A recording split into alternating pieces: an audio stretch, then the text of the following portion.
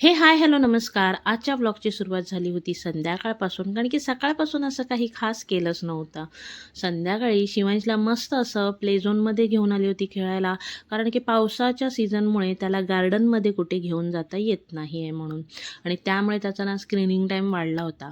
मग असं काही प्ले झोन भेटलं ना, की तो मस्त त्याचा एन्जॉय करतो आणि तिथे पॅरेंट्सना पण सिटिंग एरिया आहे. सो मी तिथे बसून अशी कॉफी एन्जॉय केली. त्याचं खेळून झालं होतं. मग काय आम्ही घरी आलो. घरी पाहते तर माझं एक पार्सल आलं होतं. मी मस्तपैकी असं एक कॉफी फ्लॉथर मागवलं होतं. लॉकडाऊनमधली कॉफी कोणाकोणाला आठवली? तेव्हा केवढी जुगाड करून ती कॉफी बनवली असायची. मस्त फेसाळ अशी कॉफी. सो हे कॉफी फ्लॉथर आणि तेही अंडर 250 आणि कॅरी करायला पण एकदम छोटा आहे आणि मस्त असा. मस्तपैकी कॉफी एन्जॉय केली आणि संध्याकाळी डिनरमध्ये मला असं ना काहीतरी मस्त असं हलकं-फुलकं खायचं होतं. सो मी माझ्याकडे होते मूग आणि मटकी मोड आलेली सो ते बॉईल करून घेतले.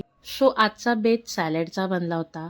त्यामध्ये टाकण्यासाठी काकडी, गाजर, कोथिंबीर, टोमॅटो मस्त चॉप करून घेतले होते आणि ना काय झालं त्याची क्वांटिटी खूप जास्त झाली. सो मला ना ते दुसऱ्या बाउलमध्ये शिफ्ट करावं लागलं. मस्तपैकी अनारदाणा पावडर, लाल तिखट, लिंबाचा रस, मीठ टाकून सॅलड रेडी झालं होतं. शिवांशच्या डॅडला सॅलड आणि पराठे बनवले. मी मस्त सॅलड एन्जॉय करते. भेटूया पुन्हा.